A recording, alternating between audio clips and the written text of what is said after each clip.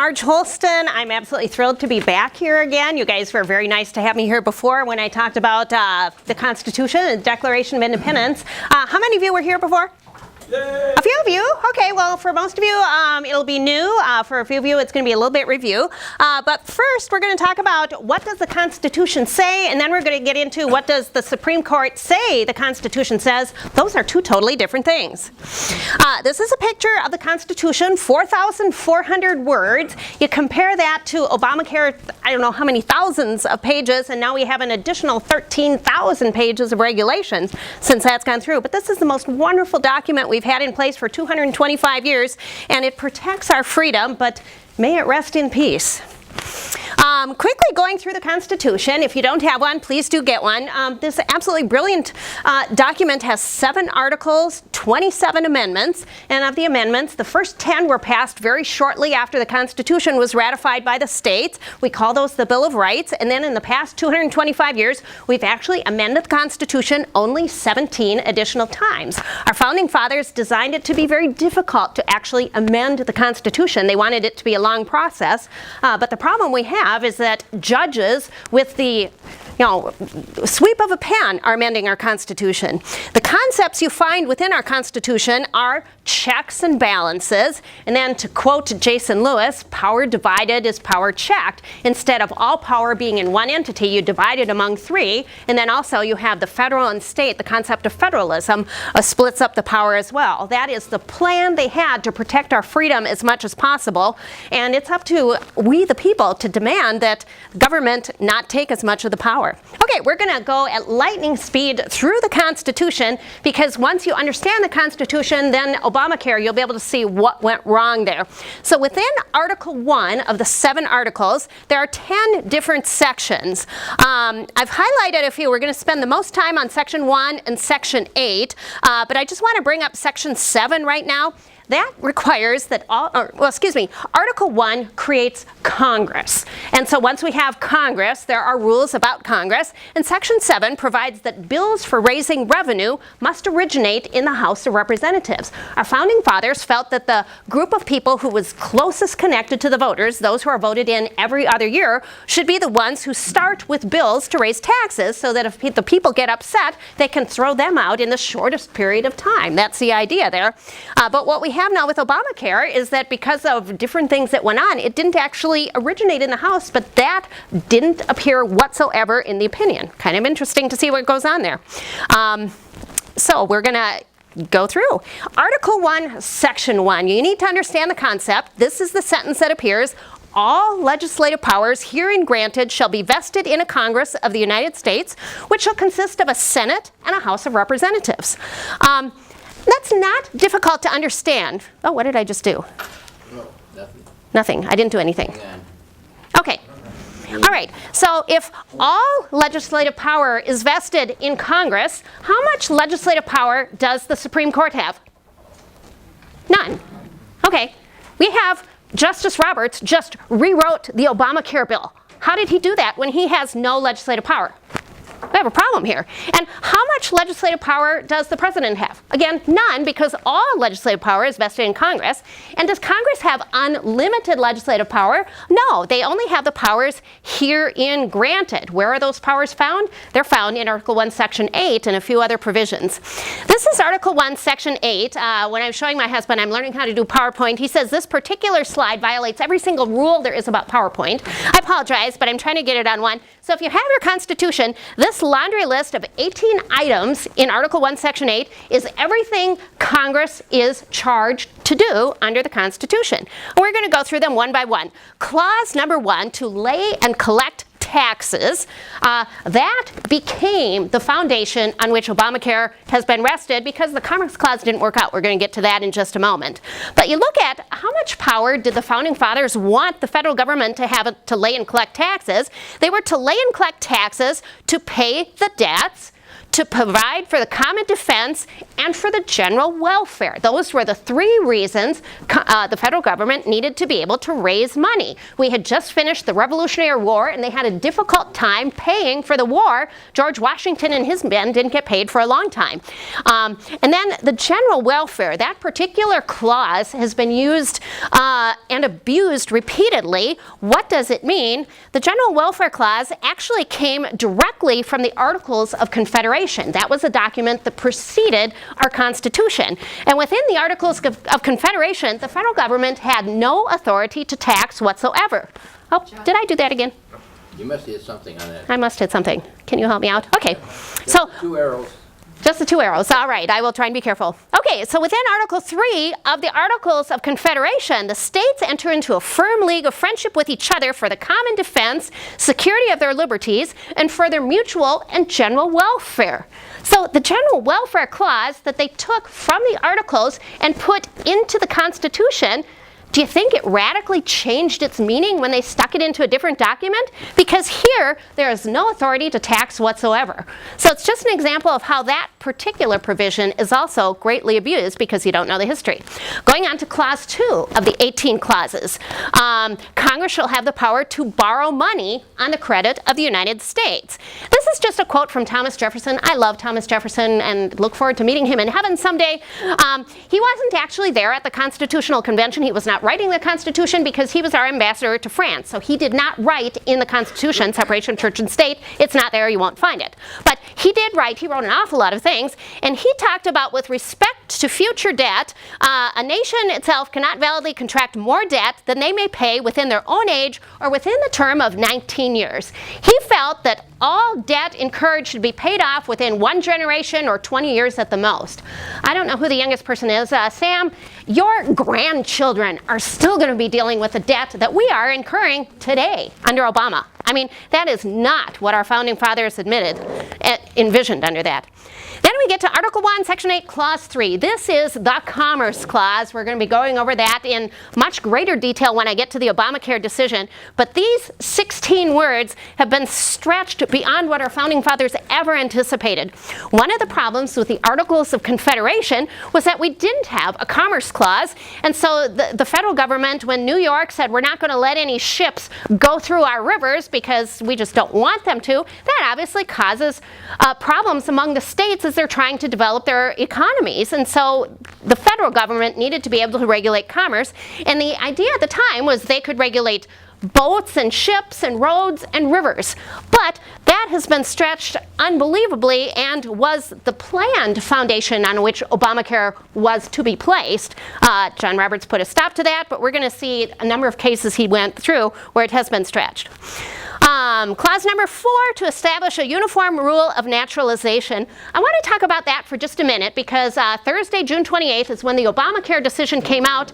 Monday, June 25th is when the Arizona decision came out from the U.S. Supreme Court. And that one, there were 4 different issues, and the Supreme Court struck down 3 of them as unconstitutional, that Arizona can't have laws. What in the world was that about? And even though it was painful to read that opinion, it made sense that Justice Roberts switched over to the left side and said Arizona cannot have these laws duplicating the federal laws because Congress is charged by the Constitution with being the only one who established rules of naturalization. On the flip side of it, Arizona needed somebody to enforce the laws. The federal government was not. The police in Arizona could not enforce federal law. They had to enforce state law, so they needed a state law. So they made a state law that mirrored the federal law. But that was what the Supreme Court said. No, you can't have a state law because only we can write a state law. So you see how that got twisted there as well. But Congress does have charge of writing the rules of naturalization. Congress is charged by the Constitution with coining money and regulating the value thereof. The Federal Reserve is not charged with doing that. That's Congress's job. Post offices, that's, oh, I did it again. Okay, you stay there and you just keep fixing all the problems I cause.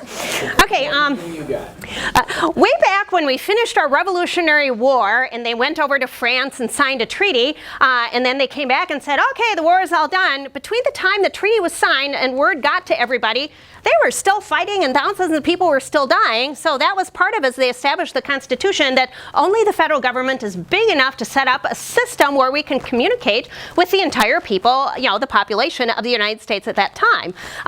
Times have changed so much that it's my personal opinion that we really don't need a post office anymore. Right now it's losing billions of dollars, to the tune of about $12 billion every single year. But most of the people are union people, and I don't know if we'll be able to get rid of it. That's just my humble opinion on that one. In number 8, they're to promote the progress of science, and this is having patents and copyrights. This provision is one of the reasons America has become great, is because if I were to create something and get a patent for it, I'm going to benefit from the fruit of my labor. That doesn't exist in other countries. So this is incredibly valuable, and we owe a lot in America to this particular provision. They make other courts. We're in Article 1, and so courts are made that are Article 1 courts. We're going to get to Article 3 of the Constitution, and there's Article 3 courts. When I was in law school, I clerked for an Article 1 judge, and he used to go when all the federal judges got together, and he just hated them because the Article 3 judges thought they were far more important than the Article 1 judges, and it was junior high on steroids. Okay, one interesting thing is within our Constitution, Congress is charged with defining and punishing piracies. Does anybody know what kind of pirates our founding fathers were dealing with back then? Barbary pirates, which were what religious denomination? Muslim. And that's why Thomas Jefferson obtained a Quran so he could read and try and figure out what these guys were thinking. That is the Quran on which Keith Ellison was sworn in. Keith said that Thomas Jefferson revered the religion, but that wasn't true. Within the enumerated powers, Congress is charged with maintaining the military. And then one other thing, Section 17, Congress is charged with taking care of a piece of property which is not to exceed 10 square miles. That's the District of Columbia. And Congress, the federal government, can also own property where we have some forts and some arsenals and some dockyards. Do you know how much property our federal government currently has? 640 million acres. Yeah, I'm impressed. That's almost 1/3 of our entire country. Much of it is in parks and stuff. Is that constitutional? Nope. That's all that the Constitution allows for property. And the last thing within Article 1, Section 8, the enumerated powers, is the necessary and proper clause, also known as the elastic clause, the bucket clause. It has many different things. To make laws which shall be necessary and proper for carrying into execution the foregoing powers. So many times Congress says, well, it's necessary and proper that we do this, but what they don't look at is, but we had to have been able to do it to begin with before we can attach more laws to it. So this is another particular provision that is abused incredibly. And then from the Scalia dissent, when we get to that, he explained how the majority abused it, and Justice Scalia, I love his writings, but he says the federal government can address whatever problems it wants, but can bring to their solution only those powers the Constitution confers, among which is the power to regulate commerce. Article 1 contains no whatever it takes to solve a national problem power. And he's right. It's not there. Okay, going quickly through the rest of the articles. Article 2 creates the executive branch. And if you haven't ever read through Article 2, it's only going to take a few minutes. Section 1, Clause 5 provides the president must be a natural-born citizen. Boy, we could get into a discussion of that here. But our founding fathers didn't want somebody sitting in the office of president who maybe had dual loyalties. We totally get that. Okay, Clause 8 contains the presidential oath where the president promises to defend the Constitution. President is the commander-in-chief, and Section 3 requires that the president take care that all laws be faithfully executed. Does anybody know what's going on with the DOMA law right now? Yeah, the president just decided, I'm not going to enforce those. It's stunning to watch our Constitution being shredded right before our eyes. Section 4, it's interesting that our founding fathers have 3 different references to treason in the Constitution. They consider that to be the highest crime, disloyalty to our nation, the United States, for which they pledge their lives, their honor, their sacred honor, their treasures and everything. But that is grounds to impeach the president. I wish somebody would move forward on that one. Okay. Yes, I love speaking to Tea Party groups. Nobody has hit me ever at one of these. I have had issues at other places I've spoken. Article 3 creates the Supreme Court. Judicial power of the United States shall be vested in one Supreme Court and other inferior courts. That's the circuit courts. Does anybody know which circuit we are in here in Minnesota? Eighth Circuit. Okay, Article 4 contains a couple different things. The full faith and credit clause. I got married here in the state of Minnesota. If I move to Wisconsin, I will still be married because of the full faith and credit clause. So you can see why that is a problem with gay marriage coming up. Privileges and immunities clause. I have my driver's license here in Minnesota, and when I go to Wisconsin, I can still drive because of that. Talks about a couple other things. Then you get to Section 4. The United States guarantees to every state a Republican form of government. That means it's not a democracy where 51% rule over 49%. We elect representatives who are going to manage the affairs. That is what the Republican form of government is. You pledge allegiance to the republic, not a democracy. Article 5 describes how you can amend the Constitution. There is a long process to go through, and it's not something one judge can simply do. Article 6 has a couple different things, one of which is the Supremacy Clause. The Constitution shall be the supreme law of the land. And Clause 3 of Article 6 is all senators and representatives, plus the state legislatures and governors and judges are going to be bound by oath or affirmation to support the Constitution. And Article 7, the very last of the articles, talks about the ratification conventions. Only 9 of the 13 states had to ratify it in order to have that done, and that was accomplished. And it was signed by George Washington, who was president of our Constitutional Convention, plus 35 of the 55 delegates. 17th day of September, we always celebrate Constitution Day at our house. And it talks about in the year of our Lord. Most of these men were godly men, and they wanted a reference to the Lord in the Constitution, and that is where you find it. Okay, now that you know the Constitution and you know everything about it, you first look at, this is from a conservative point of view. When I took constitutional law in law school, we didn't even read the Constitution. It was the weirdest thing. But anyway, you want to know, first of all, what does the Constitution say? But then sadly we get to the point of, what does the Supreme Court then say it says? Those are two totally different things. And when we look at a court opinion, they have 5 different parts to them.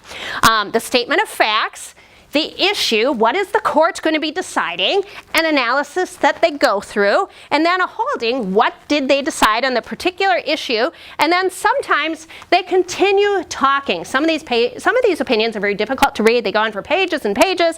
I've had students, I taught for homeschool students at co-ops, and I had a number of students who would come into my class and they'd be all excited, and their parents would tell me, Bobby wants to be a lawyer, but then afterwards his mom would call, no, he doesn't want to be a lawyer. And I'd say, well, why? Well, he absolutely hated reading Supreme Court cases because they were so confusing. And you're going to see that as we go through this case, that the language used is like, what is he even saying? But that's how you need to obfuscate what's going on if you're going to say something that makes no common sense. Okay, so we're going to actually go through this with a shorter case first to explain the concept of going through a Supreme Court opinion. And we're going to start with the Butler case. And one of the reasons I do that is these 5 things I've just showed you are very clearly noted. And plus, if you listen to Jason Lewis, Butler is his favorite case to talk about. So you should know about the Butler case. It was decided in 1936. And ironically enough, it was decided and written by Justice Roberts. That was Owen Roberts, but he was every bit as progressive at the time. The facts of the case, Butler objected to a tax created by the Agricultural Adjustment Act of 1933. Okay, what's going on in our nation in 1933? Depression. The Great Depression, and FDR wants to get us out of the Great Depression by totally micromanaging the economy, and that's what's going on with the Agricultural Adjustment Act. And we have this act, as you read through the Supreme Court opinion, the act was written by Congress because an economic emergency has arisen. Have you ever heard that language before? That's kind of scary. The foundation for the particular law was the General Welfare Clause. Oh, did we talk about that earlier? How could that alone be a foundation? Not supposed to. You know that, but Justice Roberts didn't know that. And Justice Roberts goes through, and the most famous quote he says is, the question is not what power the federal government ought to have, but what powers in fact have been given by the people? Not a bad question, but his decision is really something. The holding for the case, the issue is the Agricultural Adjustment Act valid as applied to this particular taxpayer? And they said, no, the act invades reserved rights of the states and is therefore unconstitutional. So reserved rights of the states, what does that alert you to? He respects the 10th Amendment. And he says there was no power in the Congress to impose the contested exaction. Okay, so I've told you this is an awful case. What's so bad about that, you're wondering? Okay, and the answer is because he didn't stop there. He kept talking.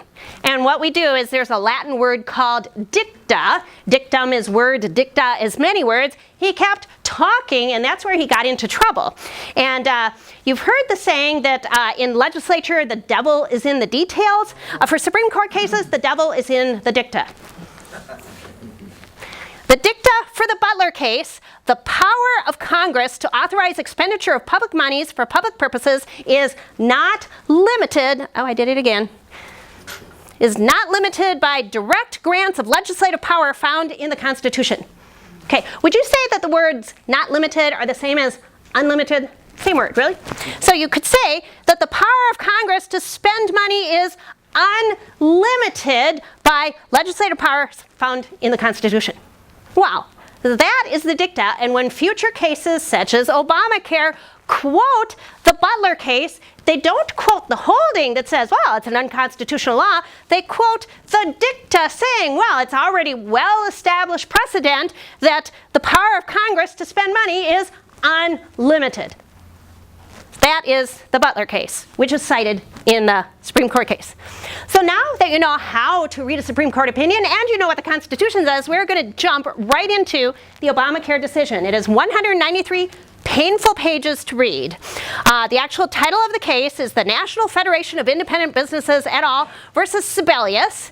It was argued in March, decided in June. That's actually the day of my anniversary, so that's just now become an unhappy day. Cert was granted. Certiorari is a Latin term, and what it means is that 4 justices of the 9 have to agree to hear the case. And there were 4 different courts that it went through, and it finally cert was accepted, and Chief Roberts got to deliver the opinion of the court. And we look at the posture of it in the 11th Circuit. They found that the mandate was outside the individual mandate. That's the requirement that you must buy the health insurance. It was outside of Congress's authority, but was severable, and the rest of it was upheld. The 6th Circuit and the D.C. Circuit said it's a constitutional exercise, and the 4th Circuit says, nope, we can't hear it because of the Anti-Injunction Act. So we have 4 different circuits doing different things, and actually a total of 19 different federal court judges decided this before it got up to the Supreme Court level. And we're going to discuss this, but of those 19 judges, 18 of them said it's not a tax. Suddenly we get to the Supreme Court, it's a different thing. So just note that. Okay, the 193-page opinion is divided up into 4 parts. You start with the majority of the opinion because John Roberts sided with the 4 lefties. There were 5 of them. It became the majority, and he, as the chief judge, gets to assign who's going to write it. He chose to do so. Justice Ginsburg actually agrees with the holding that Obamacare is constitutional, but she totally didn't like the way that Roberts did it, and so her concurring opinion, concur means she agrees, she spent the entire time bashing Roberts. So it's actually kind of fun to read those 60 pages. And then the conservative dissent written by Antonin Scalia. He's fabulous. If you want to understand what the Commerce Clause is all about, you read those 40 pages and you'll understand it much better. And then Clarence Thomas had a very separate dissent explaining how everything has just gotten way too far. So what they have, and then I've passed this on the handout sheet, that's the format I'm going to follow as we go through, is there were 5 different issues that had to be decided in the Obamacare decision. And we're going to go through them one by one. And I think that we're actually going to, I have marked to take a break, but we may or may not do that. I might just keep going. Okay, so the very first issue is or maybe I'll even just read it, whether the Anti-Injunction Act prevents the case from being heard. So first of all, what is the Anti-Injunction Act? That's found in Title 26 United States Code, also known as the Internal Revenue Code. So Title 26, the Internal Revenue Code, has this law that says no suit for the purpose of restraining assessment or collection of any tax shall be maintained in any court by any person, whether or not such person is the person against whom such a tax was assessed. Okay, that law is 150 years old. What does it mean? It means if you owe a tax, you gotta pay it before you can get into court. And if you don't pay it, you can't get into court. Because way back 150 years ago, people were saying, well, I don't want to pay the tax. They filed a lawsuit, and then the government didn't get the money. So that's why they passed the Anti-Injunction Act, and it prevented a lot of people from filing the lawsuits because they had to first pay the tax, and also protected the ability of them to collect the income. So first of all, if there is a tax that's due, if there is a tax, it has to be paid before the case can be heard. So if Obamacare is a tax, it doesn't come due until 2014, so therefore the case can't be heard if it's tax, right? And that is what the judge in the Fourth Circuit said. But John Roberts went through a big, long discussion, and it goes for many pages, but I've only picked out a few quotes. He said the Anti-Injunction Act applies to suits for the purpose of restraining the assessment or collection of any tax. He then went on to say, but Congress chose to describe the shared responsibility payment imposed on those who don't buy the health insurance not as a tax, but as a penalty. See what he's doing? He's starting to split hairs here. It's not a tax, it's a penalty. And then he goes on to say the Anti-Injunction Act and the Affordable Care Act are creatures Congress made. Congress made these laws, and how they relate to each other is up to Congress. So I'm not going to decide anything. He's kind of punting the ball here. And then he spends a number of pages going through the difference between taxes and penalties. He notes a number of different things, and he says, and this is interesting, where he's saying, okay, on the one hand, the penalty is assessed and collected in the same manner as the tax. But on the other hand, 5000 GA, which is the Obamacare, sometimes he uses the law, sometimes he says Obamacare. I usually say Obamacare. But it's a directive only to the Secretary of Treasury to use the same methodology and procedures to collect the tax. So it's not the same because it's just using methodology. But on the third hand, taxes include penalties. But on the fourth hand, a different provision of the tax code says the Secretary in his authority can assess taxes and includes the authority to assess penalties, but it does not equate assessable penalties and taxes for any other purpose. Okay, you following him? That's all right. Okay, so after many pages, Roberts is starting to reach a conclusion and says, in light of the Internal Revenue Code's consistent distinction between the terms tax and assessable penalty, we must accept the government's interpretation. We had two parties here. We have the government is presenting the case wanting Obamacare, and then you've got the 26 states and other defendants saying we don't want that. And so the holding for issue number one is that the Affordable Health Care Act does not require that the penalty for failing to comply with the individual mandate be treated as a tax for purposes of the Anti-Injunction Act. So holding number one, it's not a tax. Okay, fast forward to page 44. We're going to get there. We're going to spend some time getting there, but I just want you to look at it. This is a holding that says the federal government does not have the power to order people to buy health insurance. It would be unconstitutional if it was read as a command, but it does have the power to impose a tax on those without health insurance. Therefore, it's constitutional because it is a tax. Okay, let's put those together. So first we have Obamacare does not require a penalty for failing to comply with the individual mandate be treated as a tax, so it's not a tax, followed by it is a tax. Okay, when you look at these two statements, it's not a tax, it is a tax, can they both be true? No, one of these statements has to be false. Okay, there is a word we use to describe people who tell things that are not true. Just saying. Okay. Yeah. He has gone through some gymnastics to reach that conclusion, and then Scalia's dissent is really fun to read, but he says, what the government would have us believe in these cases is that the very same textual indications that show this is not a tax under the Anti-Injunction Act show that it is a tax under the Constitution. This carries verbal wizardry too far, deep into the forbidden land of the sophists. You gotta love Scalia. Sophists were people that would talk a lot. I've not actually been accused of being a sophist, but they would try and confuse and deceive people. So Scalia has even pointed out the inconsistency in Roberts' opinion right here. Okay, so that is the Anti-Injunction Act. We're moving right along here into the Commerce Clause. The second issue they are deciding is, could the Commerce Clause, Article 1, Section 8, Clause 3 of the Constitution, be the foundation on which Obamacare was based?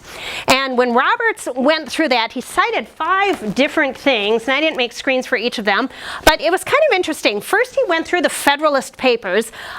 I didn't even know about the Federalist Papers in law school. That's one of the things they no longer teach. But way back when our country was having the ratification conventions, they had drafted the Constitution. Many people were very leery of having a strong central government because we had just fought off King George and didn't want a strong central government. And so 3 very smart people, Alexander Hamilton, James Madison, and John Jay. John Jay was the first Supreme Court Justice, Chief Justice. They wrote many papers that were published encouraging ratification of the Constitution and convincing why the document, if honored, would protect our rights. So if you wonder, what does the Constitution mean? You go to the Federalist Papers where the Founding Fathers explain that. So to me, it's rather stunning that John Roberts actually quotes some of the Federalist Papers and then still proceeds to shred our Constitution. Marbury versus Madison is the case in 1803 where they established judicial review. That was a huge power grab by the Supreme Court, where for the first time they said, you know what, we, the Supreme Court, can throw out a law that Congress has made. When we read through the Constitution, you didn't see that there because it's not in the Constitution. Perhaps it was envisioned by them, but that happened as a result of Marbury versus Madison. McCulloch versus Maryland, that's an interesting case we're going to get to further because that has to do with taxation and the other stuff, so I'll bring that up. Well, actually, you know what, I might forget to do that, so let me talk about McCulloch right now. I'm sorry. That was the leading case. Oh, okay. Chief Justice John Marshall actually wrote that particular case, and John Roberts quoted the McCulloch case, and the quote he wrote in it is, the question respecting the extent of powers actually granted to the federal government is perpetually arising and will probably continue to arise as long as our system shall exist. What does that mean? McCulloch versus Maryland is a very famous case that every single law student has to read because it contains within itself a paragraph that says the power to tax is the power to destroy. But he didn't quote that, and what's very interesting is when we get further on in the case, Justice Roberts actually quoted a different case from 1935 that says the power to tax is not the power to destroy as long as this court is in session. Whoa. So he knew about the McCulloch case, but yet totally, I mean, okay. As I read this, my blood pressure just kept going up and up and up, but I enjoy being able to speak because then I share everything with you guys and then I feel better. Okay, Wickard versus Filburn is a very famous case I want to spend a few minutes talking on because that is the one case that stretched the Commerce Clause unbelievably. I would have loved to have met Farmer Roscoe Filburn, but 1942, I don't think he's around anymore. But back then, we were still trying to get out of the Great Depression, and they had laws limiting the amount of wheat somebody could grow on their property. Because if you have too much, it gluts the market, and then prices fall. But if you micromanage everything, you can maintain control, and you get us out of the Depression. So was the theory. So Roscoe Filburn planned to have wheat that he was going to grow and feed to his animals. It was not going to be anything ever in commerce, and he grew more wheat than he was allowed to grow.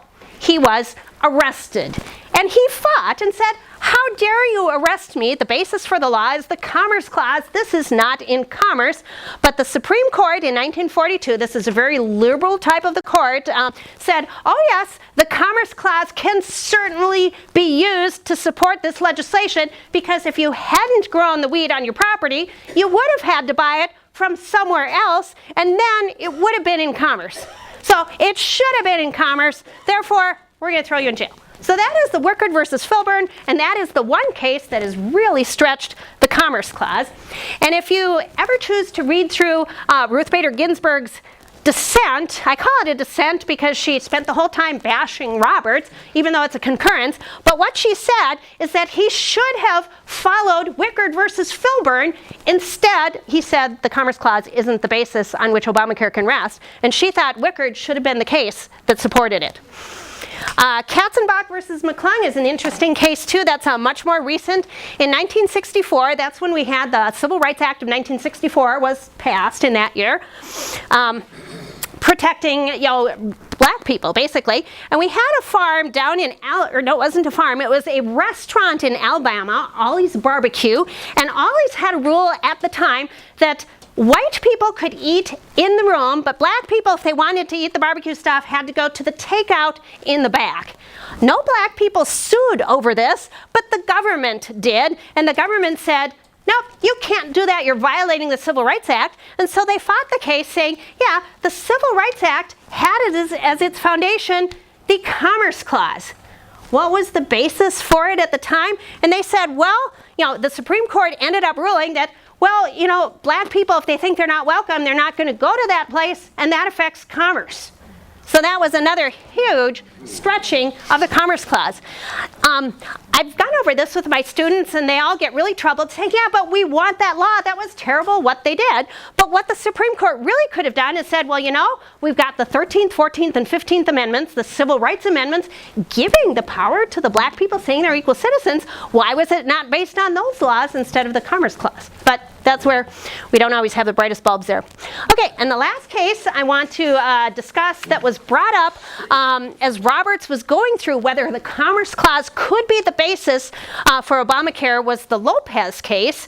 And finally, in 1995, the court has swung from a far left further to the right. We have Chief Justice Rehnquist in charge, and we have the Gun-Free School Zones Act of what was the law?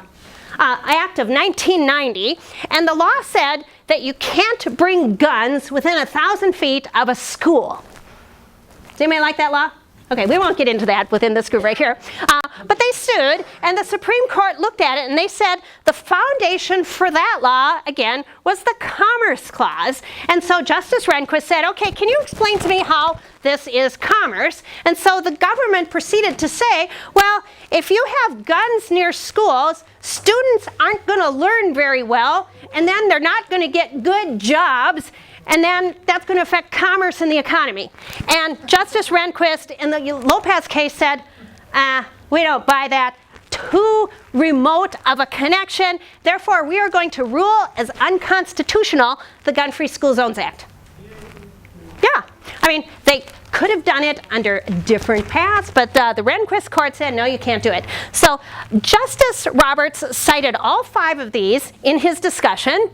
And he has a few quotes. We do not consider whether the act, meaning the Obama Health Care Act, embodies sound policies. That judgment is entrusted to the nation's leaders. We ask only whether Congress has the power under the Constitution to enact the challenged provisions. That's what he says he's going to decide. If no enumerated power authorizes Congress to pass a certain law, that law may not be enacted. I mean, if you watched the news that day when the decision came out, at first they were saying, yeah, it's been outlawed, and we were so happy, and then a little while later, oh, no, we read the rest of the decision. No, it hasn't. That's because in the beginning, he first went through and said, okay, it's not a tax under the Anti-Injunction Act. We just saw that. And under the Commerce Clause does not authorize it either.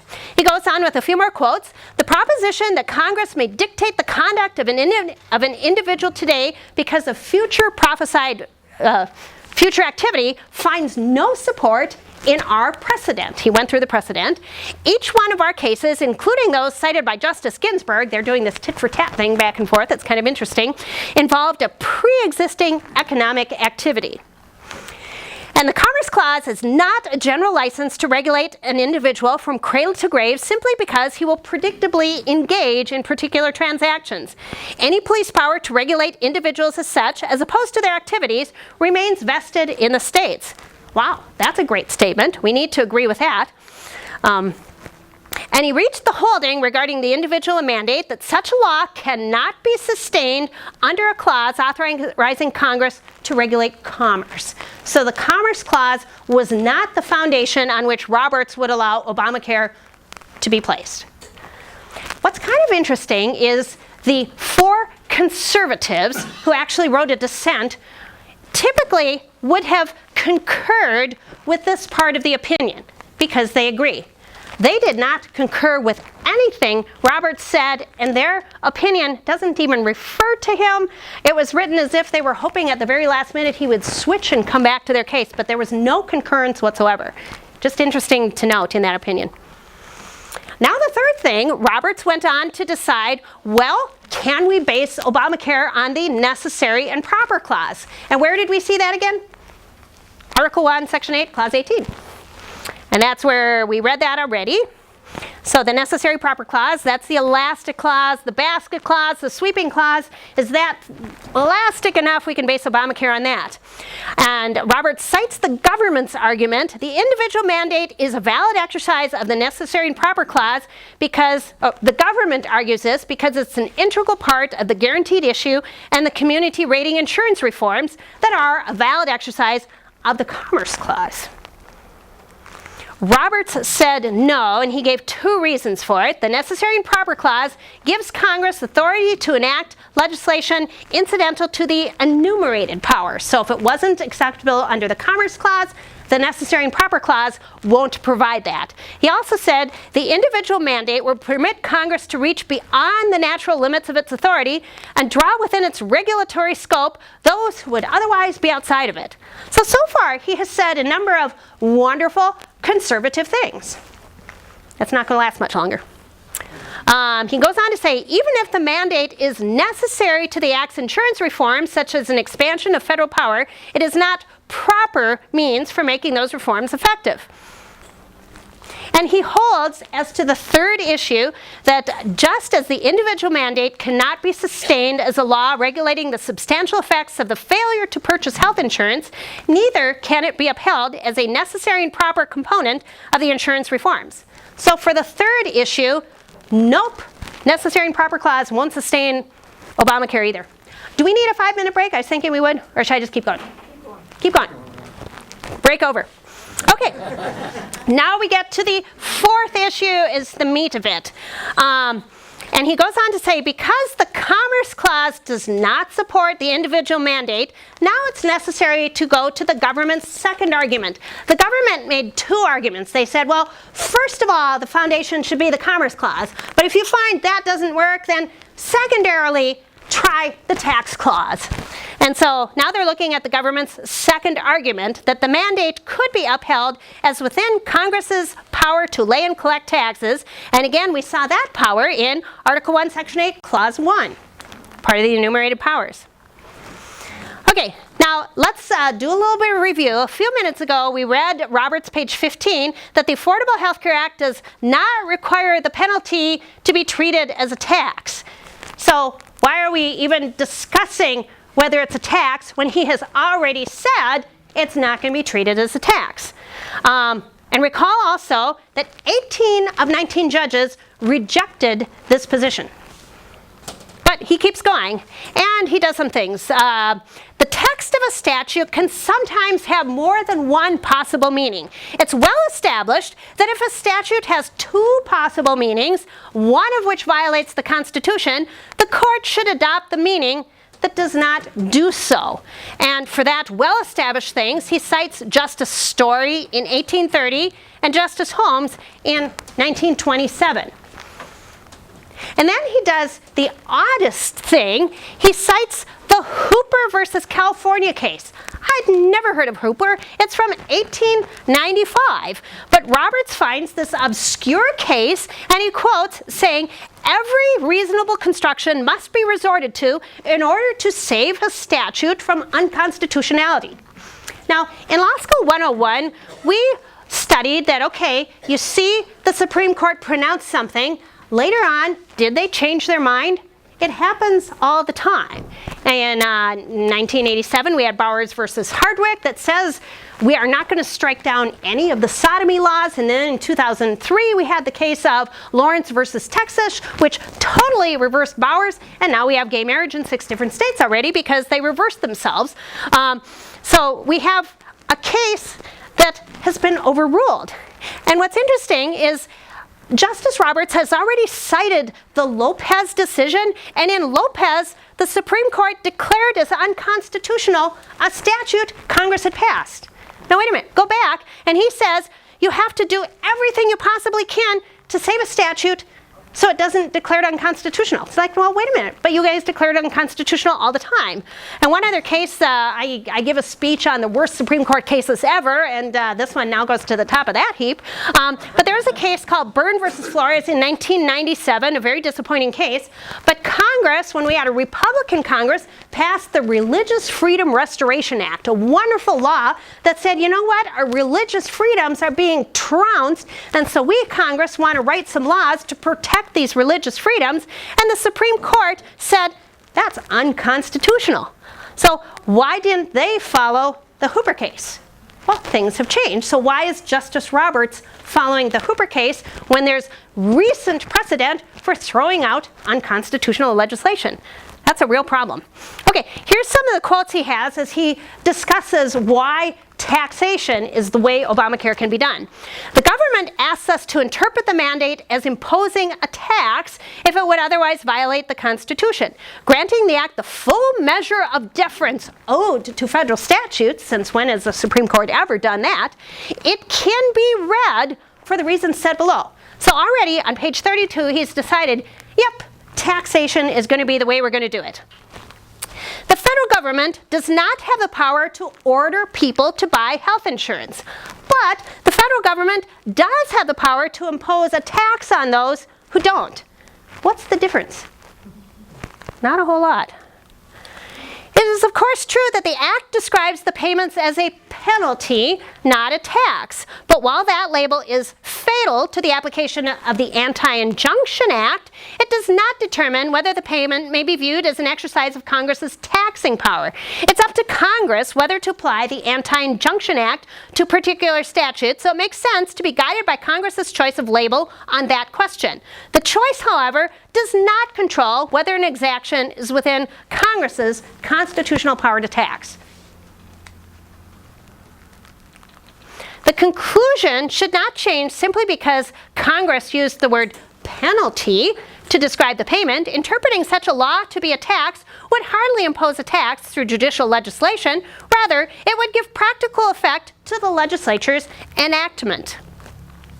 Sustaining the mandate as a tax depends on whether Congress has properly exercised its taxing power to encourage purchasing health insurance, not whether it can.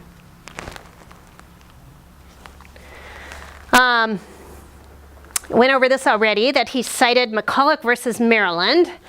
And then he goes on to say the Affordable Care Act's requirement that certain individuals pay a penalty for not obtaining health insurance can be characterized as a tax. Because the Constitution permits a tax, it's not our role to forbid it or to pass on the wisdom of it. He's trying to punt it down the street. So suddenly, you see, he has reversed course.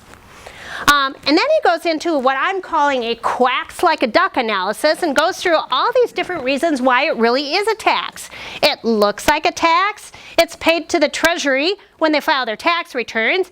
It doesn't apply to individuals who are low income because they don't have to file tax returns. It's enforced by the IRS. We know that it authorizes hiring 16,000 more agents. And it produces revenue for the government. Somebody posted this on Facebook. I thought it was kind of a cute picture. If it looks like a tax and it acts like a tax, it is a tax. That's what he ended up finding.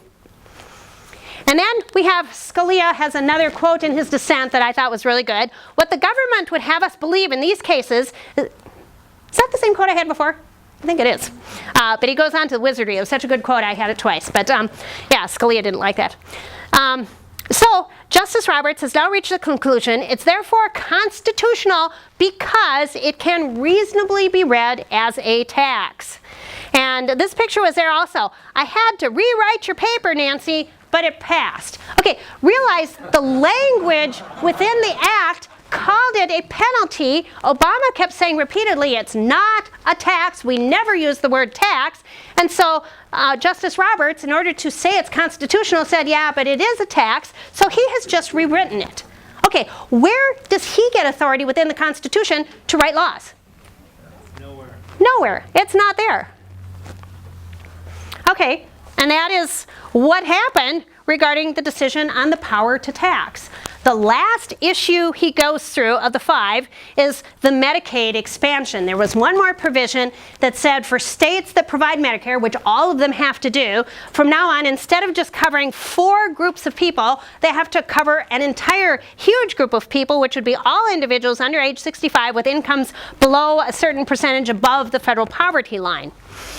And Obamacare hugely expands Medicare with a threat to withhold the state's Medicaid grants. I might have a typo there.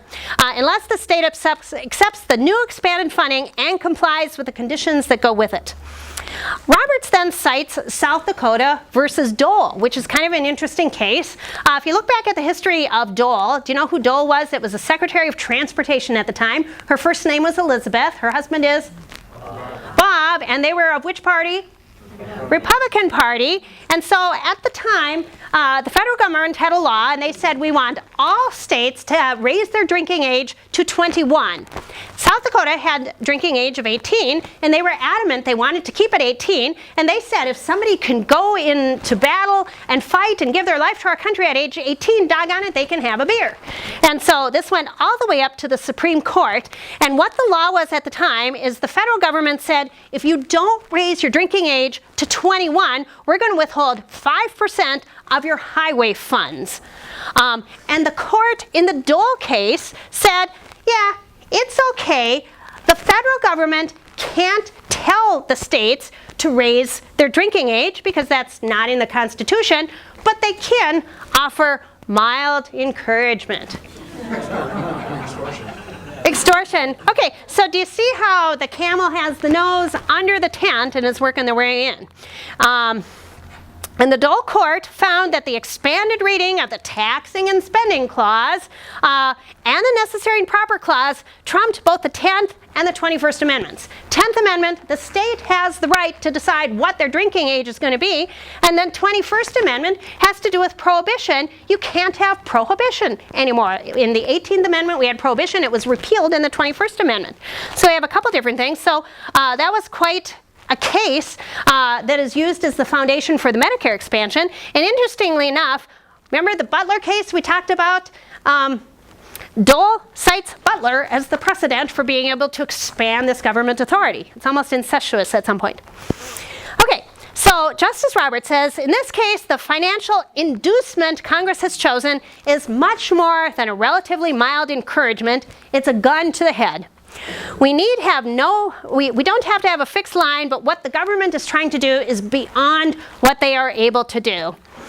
They had a discussion. The Medicaid expansion includes a severability clause, which the mandate did not have. And so Roberts could sever that provision and say, we're not going to have the Medicaid expansion because it's just too much beyond what they did in Dole. But he could still uphold Obamacare because of the severability clause. So the final holding in this case is that the Affordable Health Care Act is constitutional in part, unconstitutional in part. The individual mandate cannot be upheld as an exercise of the Congress's power under the Commerce Clause, but it is within Congress's power to tax. A few more quotes. The framer, and this is a very ironic quote from Justice Roberts at the very end of his majority opinion. The framers created a federal government of limited powers and assigned this court the duty of enforcing these limits. the court does so today. Really? I mean, it's like he just drove the Titanic into an iceberg. And you know what's going to happen is if we don't get Obama out of there, it's like the country will back up and hit that iceberg one more time. But the court does not express any opinion on the wisdom of the Affordable Care Act. Under the Constitution, that judgment is reserved to the people. Again, really? Where does it say we, the people, have the right to rule on anything, Congress says? I mean, it's just a stunning opinion. End of show. End of show.